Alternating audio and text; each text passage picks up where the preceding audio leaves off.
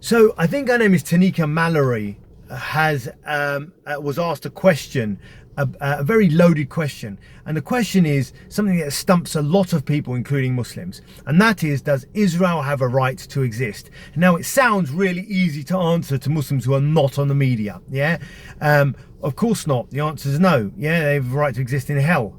Yeah, you know, typical Muslim kind of response. People who reject Israel's right to exist, yeah.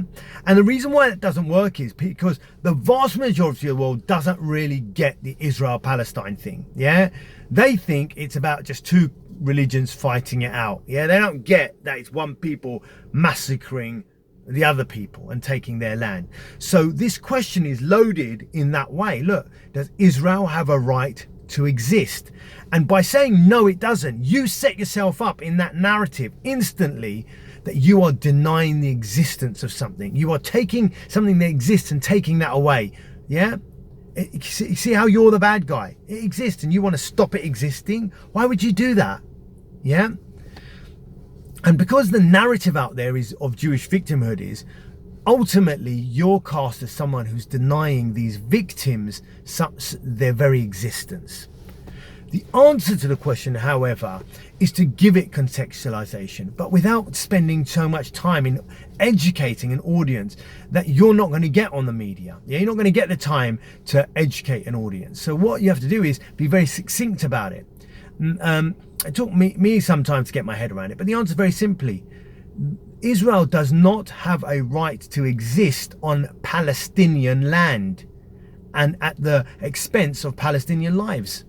Yeah, so Israel, if you believe Israel has a right to exist, fine, but it doesn't have a right to exist on someone else's land, does it? Now you've turned the tables and you give it context, i.e., there was a people there before Israel and they've stolen the land. You've given it a timeline, yeah, and that geography and timeline now makes sense. So it doesn't just exist in a vacuum, does it? It exists by genociding and ethnically cleansing in other people. So when they say, does Israel have a right to exist, they basically wipe away history and just create a moral question around existence that makes no sense in the real world unless you contextualize it. So by saying, yeah, Israel does not have a right to exist on another people's land, does it? Just like it doesn't have a right to exist in London, does it? Or Washington.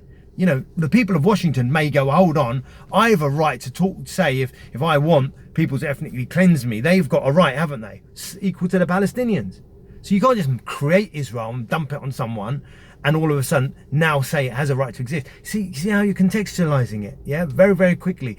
And that's the smart, quick answer. I know there's many other better ways than what I've mentioned, but sadly, once again, Muslims don't talk about these things. You know, they're very good at talking about how short your trousers are, you know, or the various kind of, you know, theological petty arguments they love to, you know, a birthday's haram, you know, that type of thing. When I grew up, that's what they were fascinated by. But this type of thing, you know, we weren't taught how to rebut. We weren't taught how to answer. So keep that in your armory. And if anyone hits you with that, you know how to respond. Okay, thanks, Salaam alaikum.